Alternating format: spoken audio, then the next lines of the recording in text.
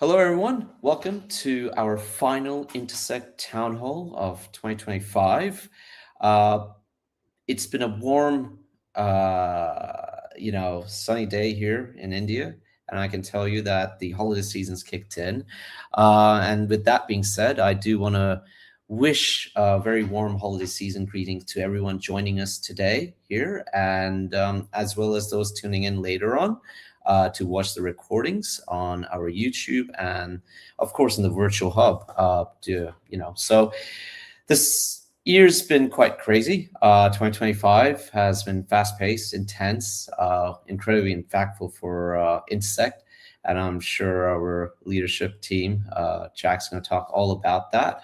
But today's town hall is sort of a moment to pause and reflect on what happened in 2025, what's 2026 going to come up with, and a lot of exciting things.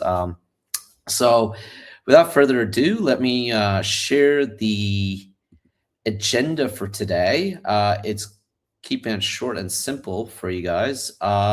So of course the openings be done by Intersect leadership. We've got Jack here, and then we've got the annual members meeting review by Lorenzo. Then, of course, we've got the Cardano 2030 vision and strategy done by the product committee members. And, of course, then we have the Cardano hackathon and the India Blockchain Week highlights. And the last bit is a special moment, just a bit of a holiday message for everyone from us. Let's bring on the team right now. Just give me a minute. We'll just bring everyone on stage. Hi, everyone. Hello. Hi. So, Jack, do you want to take on the stage and just sort of give us an overview of how 2025 was from your point of view as leader of Intersect? Thanks, Abs. Hi, everyone. I hope everyone's having a good week. Only 1 week to go before Christmas. I'm sure a lot of people are looking forward to a bit of time off. It's been a hell of a year, and it's been Cardano's first year, I guess, with full on-chain governance when we hard forked into Plomin at the end of January. So it's been, about 11 months now of on-chain governance in effect. And it's been what I would call largely effective when we think about the amount of participation and decisions that we've taken collectively as an ecosystem has been pretty impressive, man. When you think about the 39 treasury withdrawals that we all voted on and all those proposals, we had 194 come through that budget process, with 40 being sort of filtered through the DREPs off chain. We've had the constitution ratified.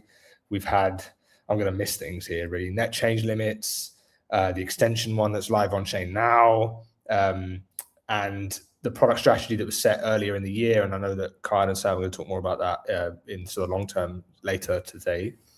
And then obviously everything to do with the integrations budget right now as well. There's tons of stuff on chain. There's been a huge amount of activity, and that's just from an Intersect perspective. I mean, when you think about other budgets like the Amaro budget, when we think about other actions that have come through for testing DREP support and getting approvals, it's been phenomenal. No other blockchain does this like Cardano. So it's something that we should all be really proud of.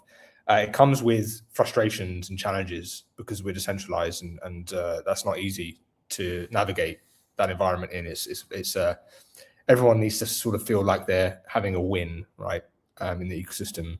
And I think it's been probably a bit mixed, to be honest. People feeling like they're winning or getting what they need from the ecosystem, and the ecosystem giving back to those that are participating in it. So it's been mixed there, but it's been a phenomenal first year. I think we should be really proud of everything that's happened. And Intersect has gone through a lot of changes as well. And I stepped into the interim role in May this year, and it's been roughly 6-7 months now of doing that job. Not been easy to do. And really my goal was sort of two things, which is one, to stabilize the organization so that we can deliver what we need to deliver for the ecosystem. And then secondly, linking to the first point, that we are actively listening and not just saying that we're listening and not just saying that we're transparent, actually making that true and changing what we do because of what we're listening and what we're hearing. That's one of the greatest strengths about Intersect, is that we're incredibly agile and responsive, and I want to keep it like that moving forward. We are an MBO and we are led by our members. And the other thing that we did, of course, was expand the board from 5 to 7 members. So the board is now a majority elected board, meaning that it really is in the community's hands. So yeah, it's been a phenomenal year for Intersect, a good transformative year, I think, given our first year was last year. It's now our second year, and now we're moving into our third year. So I just want to spend a little, just quickly, Abs, if it's all right, on what 2026 is starting to look like. And just to remind people about what Intersect is here for, essentially it's to enable members to collectively solve Cardano's biggest and most complex challenges. That's why you join Intersect. And we're seeing a lot of evidence of that happening, right? And again, Kyle and Sam will talk more about the Vision 2030 stuff coming later. What we need to do is harden governance so member decisions can reliably execute.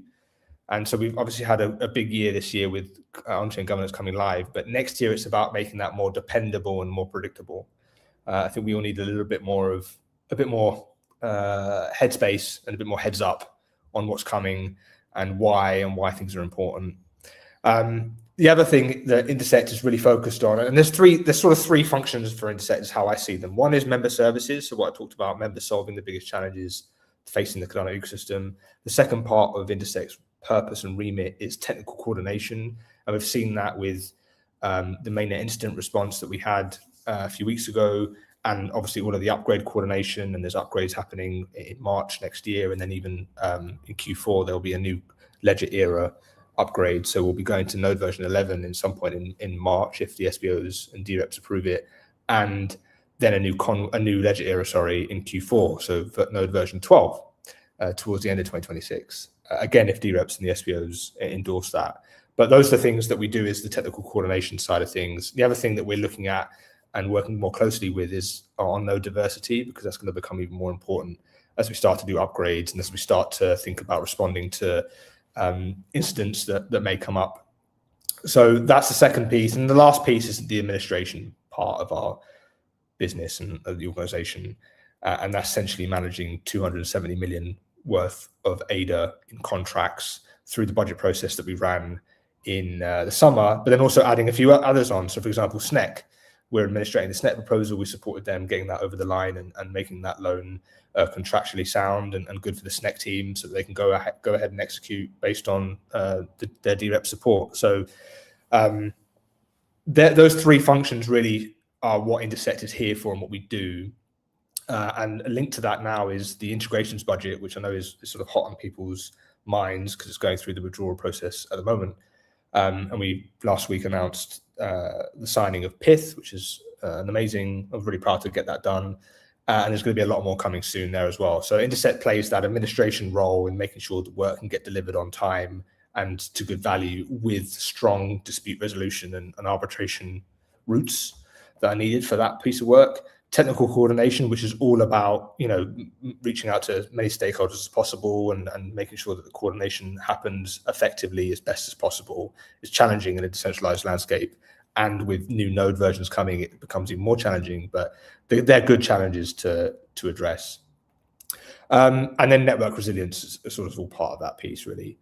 So I won't speak much more because the 2030 vision that Kyle and Sam are presenting back and will go on chain soon is really exciting, and that's going to anchor us into the future. So I'm looking forward to that. And we've also got a lot more work in open source and looking at how we expand our contributor and maintainer pathways and the open source model, the paid open source model that the open source committee are looking at as well, and across our repositories that are Cardano critical related. So the Haskell node repos, essentially, making sure that they are robust and being effectively matured into best practice, open source best practice. And then lastly, I guess more from just a general membership, like why would you join Intersect? We do need to improve participation, and how can people, when you join Intersect, the next day you've joined, what can you do? And we know we need to improve that. And so that's a big focus area for us internally, is to look at where a particular initiative is and know where you can jump in and start adding some feedback and some viewpoints so that we can make sure people are heard. I think there are some big improvements to do there, and we're looking forward to getting that rolled out in Q1, Q2 2026. So essentially, Intersect exists so that members can focus on solving Cardano's hardest problems, and then while the machinery of governance, funding, and delivery quietly does its job. So on that, thank you everybody for a great 2025. I'm looking forward to 2026, and I'll hand over back to you, Abs. Thanks, Jack. And before you hand it back to me, I just want to ask you, what do you think of Midnight joining Intersect? How is that going to, add I value forgot to that. Intersect? Yeah, Yeah, no, and I mean, and I and knew I and was going to. Yeah, thanks, Sam. I knew I was going to miss a ton of updates. But yeah, Midnight joining. That's exactly the point about no diversity and ecosystem partners that are critically relying on Cardano's infrastructure, and Intersect being the way or a route to be able to help coordinate that and make sense of it and support them. So for Midnight, we have sort of dedicated support. They currently use their public testnet on the preview environment, the Cardano preview environment. So that's something that we help them navigate, particularly when it comes to upgrades. So Midnight's a key partner for us, as is Shielded, the development firm behind that supports a lot of Midnight's development. And then we've got other people like Apex Fusion. I met the guys from there in Berlin. They want to join Intersect as well, which is awesome. So we're looking at expanding that. And then Serviceplan, ABS, another big one that I forgot to mention, the largest marketing group in the world joining Intersect last week or the week before. Massive. So all of these are really great proof points. But for me, it's really nice to have that. But on the other hand, we've got to make it meaningful when they actually are engaging and working and support and with our members, right? Collaborating. That's what we need to improve in 2026, which I think is well understood. But ultimately, I think we've got, hundreds of the right ingredients, and we can make up a fantastic meal pretty much next year. Wow, thank you so much, Jack, for that opening remarks. And you're absolutely right. I think a lot of this benefits of the memberships are also falling onto the MCC committee, who are also going to be working in closely with you, everyone, just making sure that the benefits to members are looked at next year for sure. So thank you, Jack, for that opening remark and setting the stage. We can move on to the next part, which is the annual members meeting. Just a little feedback review, and I think Lorenzo is here to sort of give a bit of a overview to how the happened, what went on. Yeah. Hello, everyone. Hey, Abs. Yes, so we wanted to kind of give a little bit of a summary of this second annual member meeting in Intersect history. This was a few weeks ago now. So this year, so just for context, as a reminder, the annual member meeting is the annual event where members connect to look at the year that just passed and also kind of look ahead, so kind of discuss the year that is coming. This year in particular, we wanted to kind of advance the model that we had last year. So we wanted to make sure that everyone in the membership, which is distributed in more than 70 countries, was able to join and connect.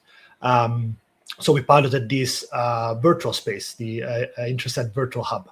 But actually right now, if you go there, you will be able to watch this town hall live on the main stage. So it's a good place also to connect even right now. That's going to remain open.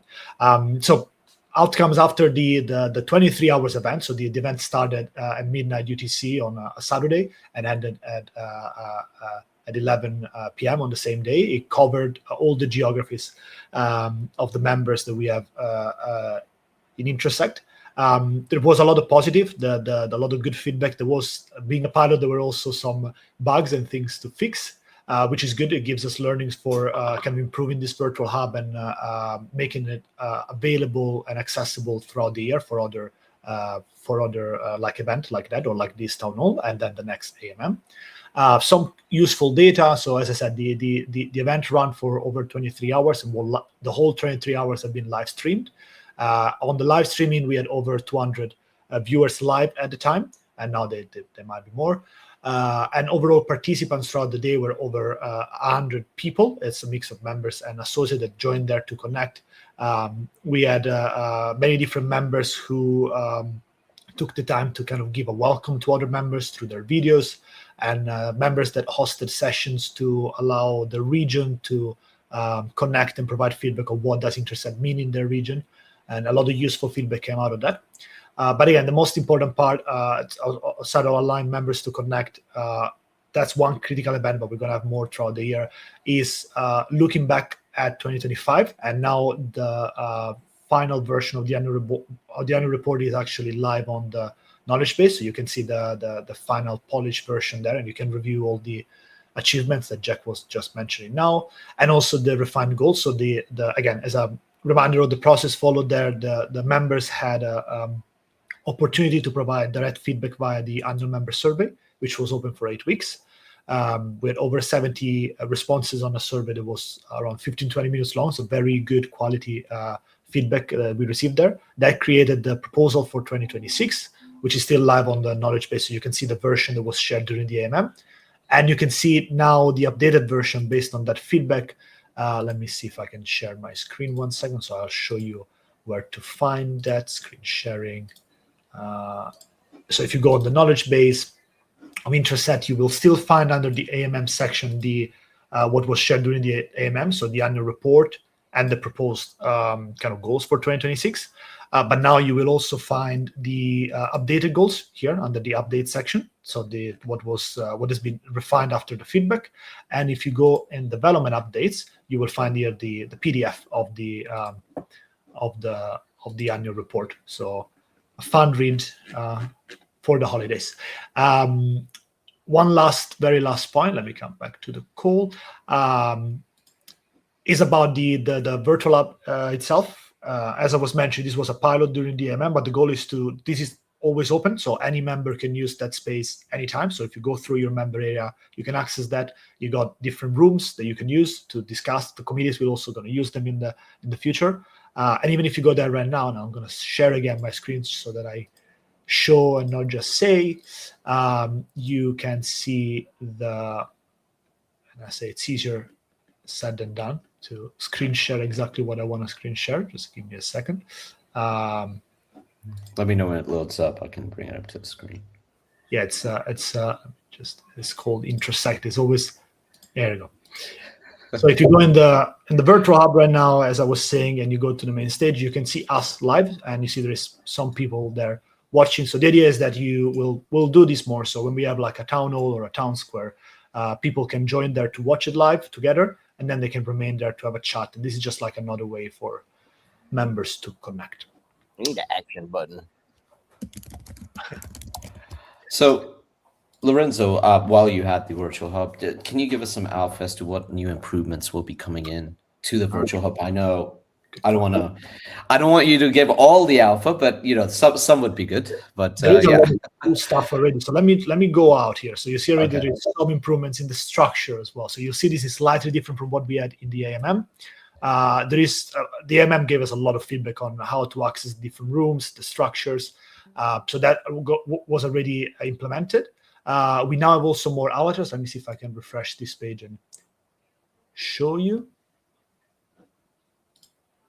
Yes. So we're gonna introduce soon your custom avatars, which you can create from the member area. But in the interim, to allow everyone who might not have a custom avatar, we've introduced many more options, some more diversity in the avatar. So that's I'm gonna pick Wednesday. This looks like Wednesday from the series. Outside of that, we had now more options to screen share. So people that committees or working groups or anyone that wants to use the rooms as a simple way to screen share.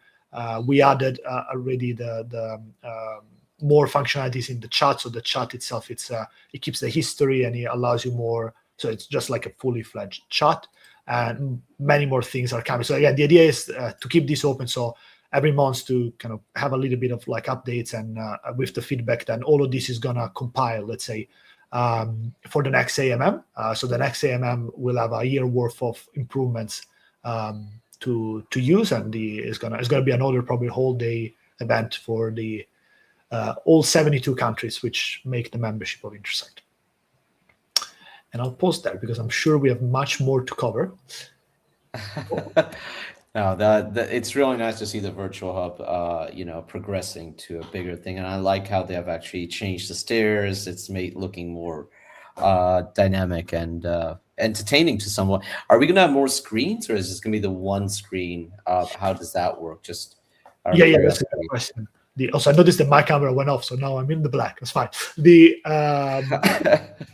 Yes, You're frozen, I think. Yeah, probably.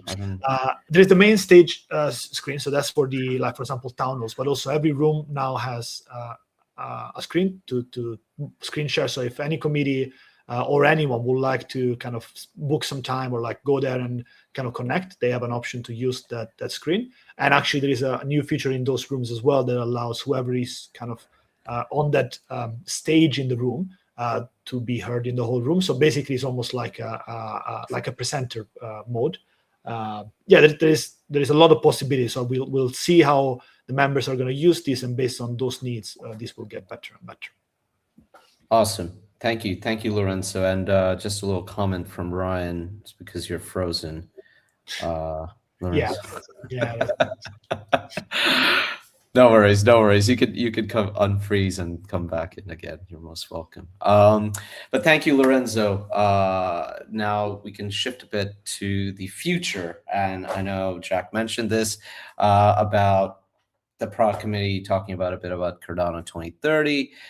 So we've got Kyle here from the product committee. Hey, Kyle, do you want to take the stage and give us a bit of brief on the Cardano 2030? Yeah, I mean, sure. I think just taking a step back towards kind of extending what Jack was saying around Intersect, looking at solving some of Cardano's hardest problems. One of the biggest challenges that we've had is we had to transition into governance before we had a collective strategy in place as an ecosystem, right? And it's hard when you try to decentralize something, and I've been blessed enough to kind of been on the journey long enough to see it unfold. And one of the challenges is maintaining that trust amongst parties. And one of the most critical things that we did during this process was we brought everybody together, and people with widely different views understood that we have a common problem that we need to solve as an ecosystem. And the result of the initial steps of that is essentially a framework for how we spend our treasury money. And to do that, we need to understand what our vision is collectively, right? Charles did a really good job kicking this whole thing off, right? He got it censorship resistant, right? He got it to a point where we're governing ourselves, and now we have to do that. And so a lot of his vision is intact, but times change, and we have to be tactful as well and adapt. And so we basically have to come up with our own vision as a community and run for it. And so through that process, we said, okay, we looking next year is silly. Things are moving too fast. We're almost kind of like lagging as it is, right? We're playing catch up with budget. And I think we're on track with where we need to be. But the goal is to come together, collectively ratify a vision and a strategy, and then now we've set the framework for how all the talent in the ecosystem can come together and submit proposals to go execute upon that. And so that's kind of the high level of what we've done, and the nuts and bolts of that is a series of workshops, massive data. Lorenzo, you're probably better at describing everything that went into pulling that just operationally, but it was a massive effort that happened for a while. And Lorenzo, if you want to talk for a few minutes on it, feel free. Yeah, I can add a little bit of context. So the process itself started at the end of 2024.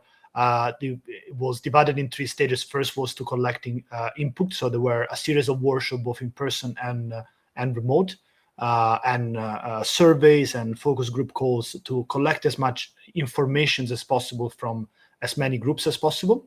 Then that input and also context from businesses and builders. So that input then went into a drafting of an initial proposal. And actually during that drafting, also the product committee got approved a budget to run some more workshops and some more business calls. So that was further kind of approval of the effort from the Cardano community. And after that, this draft has been went through many iteration. You're gonna be able to check all the different changes in the info action that will get submitted today. There is a link to check all the history. So that went through a series of other workshops, both remote and in person. I think in total we calculated we met around 700 people in the year past to kind of check this. So now it's at a stage. Perhaps I can also share my screen to look at the version that it's ready for today's submission. And I'll let you perhaps speak through that. So it's live, so people can. This has always been live, so anyone can access this. This is the latest version of the mission and vision proposed. Yeah, I mean, so just it's kind of small on my screen, and I've got the sun in my eye. But just here, let me just zoom in here. But just referencing the mission to start is just, I'll just read it. To empower a global ecosystem of builders, businesses, organizations, governments, and communities. So a lot of people, by providing a scalable, secure, and research-based platform that enables the creation of transparent and fair digital economies. So it encapsulates a lot, but a lot of work and thought and back and forth went into this, and more so even to the vision, which is shorter. And the vision, what we wanted to do as a community in ecosystem, the consensus was we want to play to our strengths. High level, some blockchains are fast, some blockchains are cheap, but Cardano is built,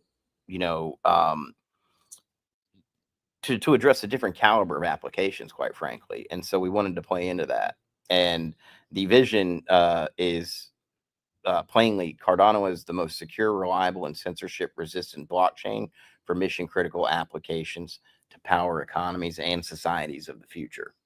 And so that sets the tone and kind of the I guess direction, in I guess paints a target of where we think we can win. Yep. And everyone will be able to see the proposed version on chain today. This link is up. So the other side of this is the strategic framework. This is divided in some key KPIs, but also the pillars. So I'm just going to scroll down here.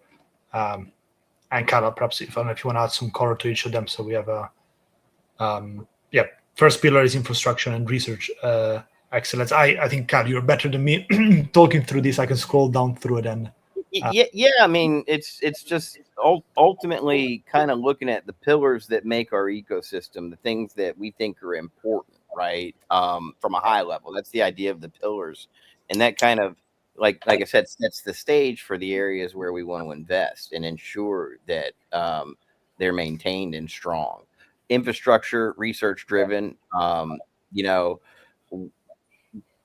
We want to maintain the ability to kind of still have basically Cardano's high assurance code, right? It's built using formal methods. We still want to maintain that. We want to maintain that high assurance status. That's critical to the value prop, right?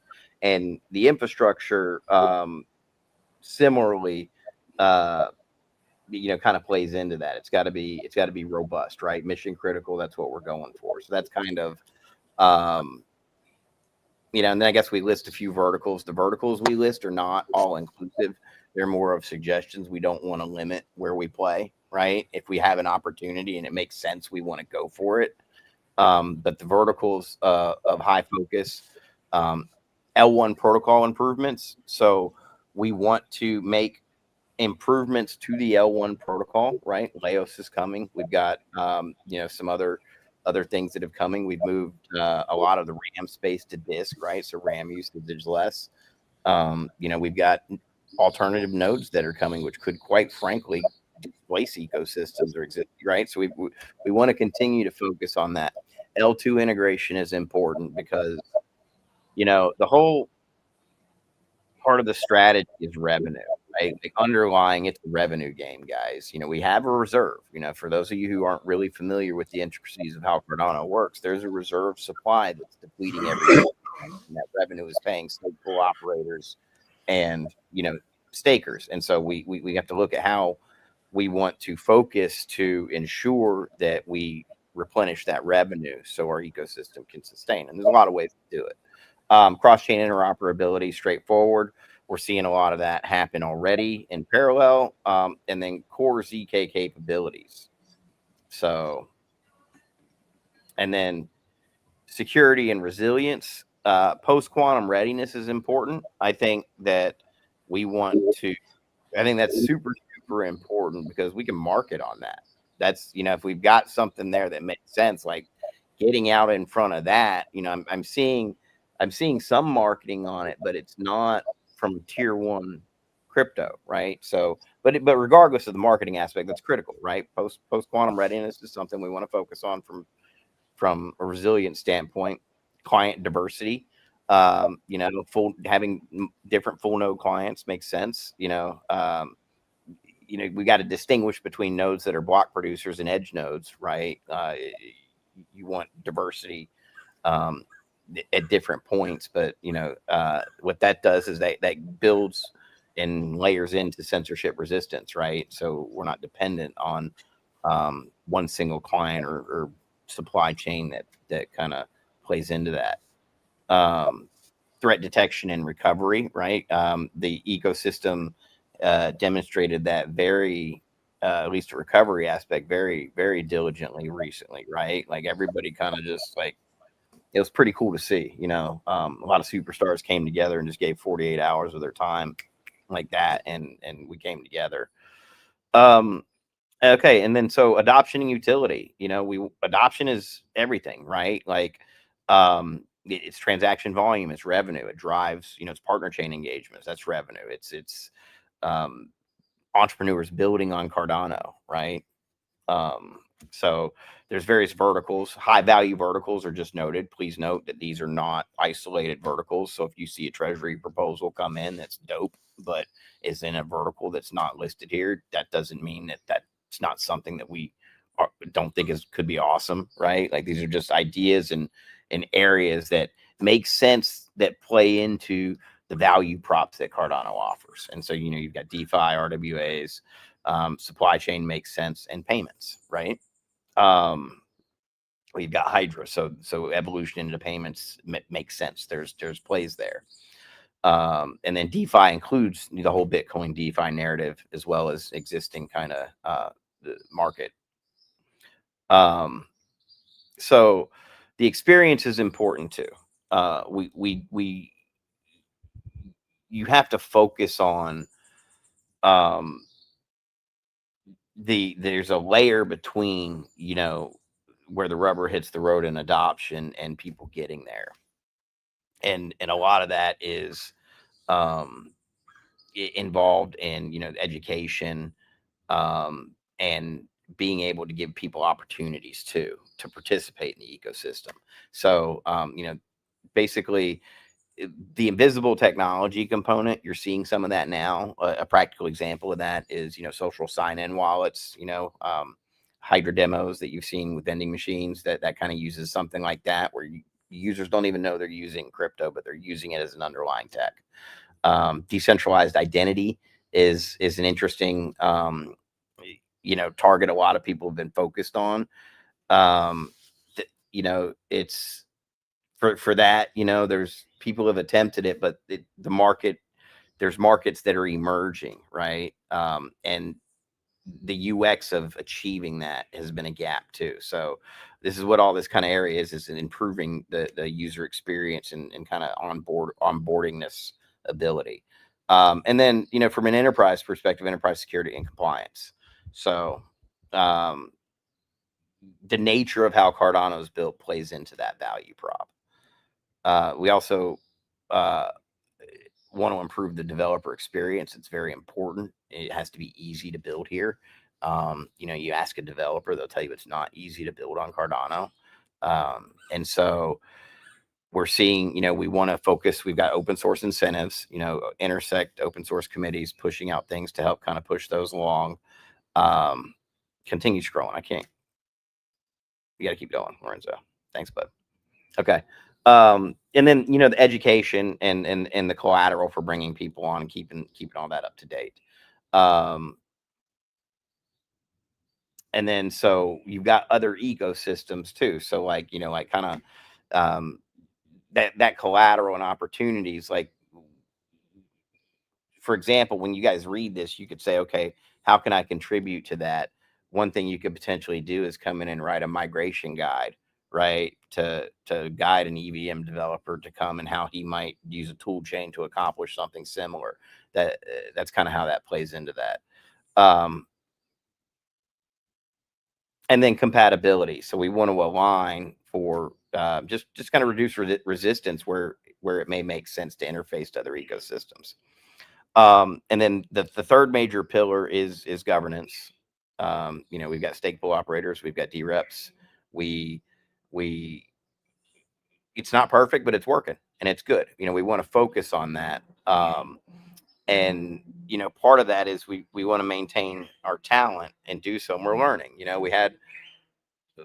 we realize that being a constitutional committee member, it takes time and effort and energy. And we realize that people are going to work to what they're going to work for. And we realize that, we're going to have to pay for what we want. And we also realize that if we don't, we're going to have to react quickly. And all that happened and all that worked. So it's working. It's not perfect, but these are the areas we want to continue to focus on, make sure that we can explore how the incentives are right to get people paid that need to get paid, and give people the ability to just participate in governance, right? So, and we want to improve it as well. So it's governance MVP is MVP. That doesn't mean that we can't continue to explore and strengthen that pillar. So I think that's kind of the high level of that. What else you got there?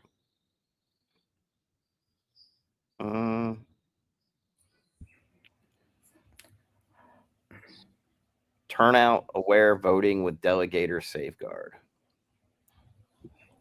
I think it's maybe also worth mentioning, Carl, I think you touched on it at the beginning. The sort of purpose behind this is so that when we are opening up, we're going to put this on chain, right? We're going to get the D-reps to hopefully endorse it. And this is something that makes sense for us to focus on as an ecosystem, as a network, and all the other pillars that you mentioned. With the view that it informs good budgetary decisions for when we're spending at the Treasury, there is a linkage back to this, and it should help D-reps and us all collectively sort of point towards a shared set of goals and a shared set of KPIs, which we've not really had before as an ecosystem. I don't think we've ever had shared KPIs quite like this. So that's the purpose of this. This goes on chain, right? And then in January, February, the budget process will start to kind of formalize, and then it's linked to this. So is this G2? Is that like governance 2.0? Is that what that means? Is this coming from the civics committee? Yeah, I guess I'm not terribly familiar with that second part. Yes, this is coming from the workshops. Yeah, so this is G2 is the governance tool. So just for context as well, when you read this, the letters just reference the first letter of the pillar as well. Then the last one here is Treasury season, which is I think what you guys were discussing now, right? Basically the having like a time of the year where the participation knows it needs to be kind of increased to support that Treasury season. I know the last two pillars here. So I think, shall we just go another there's a lot of other stuff to cover. Community ecosystem growth, that makes sense. We have a vibrant community. We want to ensure that our I guess that stays intact as Cardano grows, and there's opportunities to really do that. So like our ecosystem is not just community. We're a group of collective experts that come from all over the world, and part of that is fostering the opportunities for those.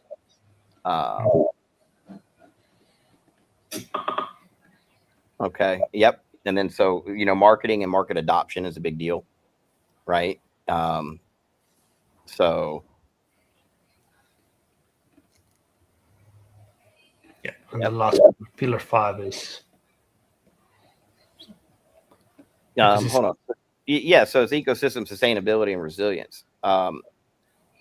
We've got a revenue. We've got a revenue kind of problem, and so the focus area, multi-asset treasury, managed treasury. Keep scrolling down. I'll go ahead and cover them all, and then I'll go back and kind of talk more about this.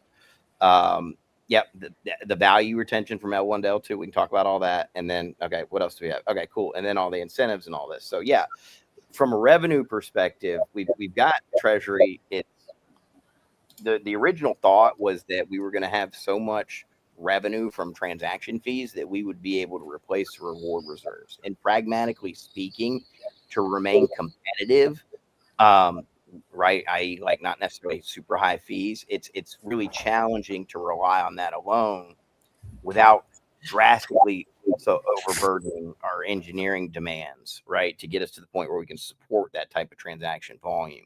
So we want to strategically, where we can, produce revenue elsewhere. And partner chains are a great example of how we can do that, right? Like the ability for Cardano validators to earn an alternative revenue stream, and also Cardano delegates to earn an alternative revenue stream for staking to a Cardano validator and holding ADA is massive, because as Cardano SPOs get more opportunities, they become Cardano ecosystem SPOs, and that entire staking and SPO payment system can kind of be offloaded a little bit, which translates into offloading on engineering demands. That's one revenue component.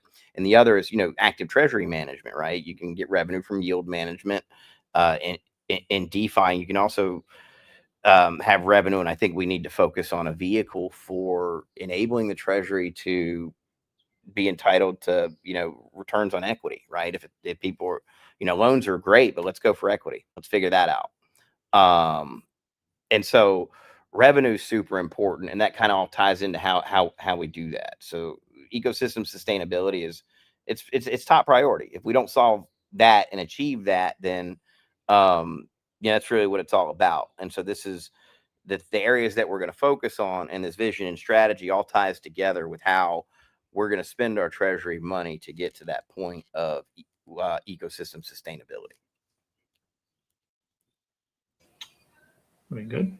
Thank you. Well, and so L2, L1 value retention, the trade-off there is that we get real fast on the L2. We can really ball on some applications and actually hit market fit, but that value prop of roll up of securing or proving or validating the integrity of the activity that happened on the L2, that's the transaction hook. So we've either got to make those really expensive and valuable and be worth doing, or do them in volume in parallel. So that's the concept there. Okay. Jack, do you want to add anything on this, or? No, I added a bit earlier just about the process and why this matters and how we're going to use it as an ecosystem moving forward. So yeah, excellent work. And Kyle and Sam and the product committee, Alex and James, everyone there has been doing a ton of work on this. So it's hugely impactful. So well done. Thank you. I think some of our viewers are sharing the same view on that. It's the product committee has been hard at work. So we're getting a lot of positive comments on the chat. So yeah. Well, big shout out to everybody who helped. I mean, we've facilitated this. Like, this isn't us writing all this stuff and coming up. This is you guys. Like, Cardano Foundation came in and helped a whole lot. IO, put a whole group on it and helped us out. Like, Mergo's contributing. So we really did bring a lot of people in the background.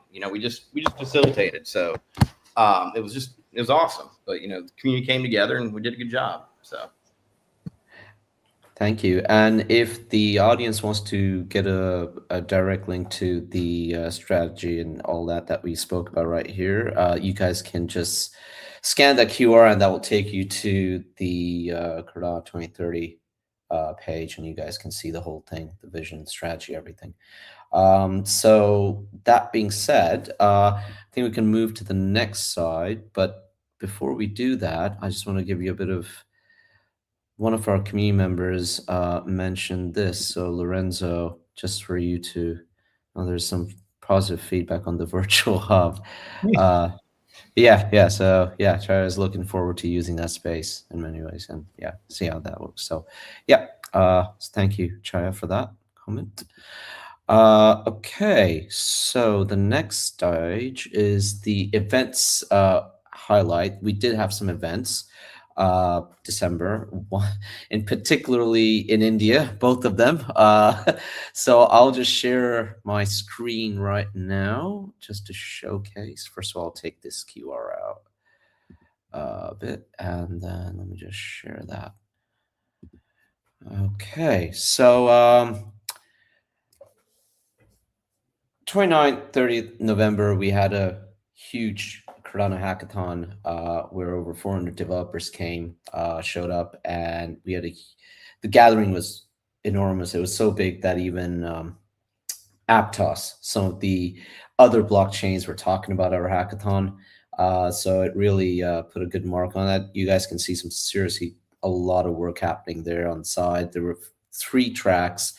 There was the general track on Cardano, the Masumi track, and then of course the privacy dApp by midnight. So there were the 3 tracks happening. The most, I would say personally, the highlight of that whole hackathon was of course us using ADA to buy brownies on the 29th of November, which officially we kind of like declared it as the Cardano Brownie Day. So yeah, so that is us actually using ADA in India through Cardano card and buying some brownies from Zomato, which is like Uber Eats. Some of the pictures here on the side, we've got the judges there, some of the winners on the side there. Yeah, so it was great. It was facilitated by Mergo. It was greatly done. And yeah, looking forward to 2026 on this. Rightly following that, we had the India Blockchain Week, and we had the Cardano booth, and this was, of course, part of the event proposal, the event proposal that the community voted on. You could see all the sponsors. We had Aptos, Binance. We were the platinum sponsor there in Cardano, and yeah, over 3,500 attended. It was great because right before this we had the hackathon, so it was a great move for us to actually tell everyone who attended our hackathon that they get a free ticket to IBW and they can wear the Cardano hackathon shirt, and rightfully they did. And it was amazing because India Blockchain Week was just hit by the Cardano hackathon gang, and they were really impressed that Cardano really stepped up this year. We've got Nikhil, one of our board members, giving a talk at the Coinbase news booth, and then of course that's our booth right there. One of the highlights was the Hydra machine, which I know you can see on the side right here. It was different. People were really enjoying it, and I'm hoping that next year we have more of the Hydra machine, the Dooms and all that, and of course even the vending machine. Hopefully, I don't know. It would be great to have that stuff. But yeah, other than that, it was great. Looking forward to 2026. Both of these events and other events. Yeah, thank you on that. And then the next bit is really a general holiday message. It's open floor. Jack, do you want to start it off, and then we can sort of go around the table and sort of give it a bit of a thing to all our viewers. We have 176 live viewers right now. Okay, cool. That's nice. Yeah, thanks everyone for joining us today. Last town hall of the year for 25. I sort of gave a holiday message before, really, which just say thanks everyone for all of the effort and hard work this year. I know people have put in tons of hours because they care and they're passionate about this ecosystem. So on that alone, it's really impressive, and I'm just very grateful. So thank you. But we can wrap it up, I guess, Abs. So maybe just some parting thoughts from you, Kyle, and then we'll go around to Lorenzo and Neil. Yeah, no, I mean, you guys have a good holiday. We worked hard this year. I know, markets are poopy, but it is what it is, guys. We did good. I'm just grateful to be able to have an opportunity to contribute and work with, within such a highly talented ecosystem. So, you guys spend some time with your families, and let's get to it next year. Thank you, Kyle. Lorenzo? Yeah, I think I'll echo what was said, and particularly I think it's I would like to thank every member and associate and participants who this year spent volunteer time throughout the committees and the working group, and it's not just product committee. Every committee did a lot of work this year, and it's great to see the commitment and the passion that every community member of Cardano has for Cardano. So thank you to everyone, and yeah, let's have all a great holiday and some rest, and meet again in 2026. Thank you, Lorenzo. Neil? Oh, you're on mute, Neil. Hold on. Unmute you. I'm not now. Yeah. It's been a great year. We've had some challenges, but we've overcome them, and we're all still here, and that's really good. And the amount of passion in this community is just incredible, and it's really great to see. So have a great year. continue on. Yeah. Thank you guys, and wish you all a peaceful holiday season and a powerful start to the new year. Really looking forward to 2026, and thank you guys for joining in today, and everyone listening in, all 180 people listening in, live viewing this right now. So thank you all for coming in, and see you guys in 2026. Thank you very much. Take care. See you guys. Bye.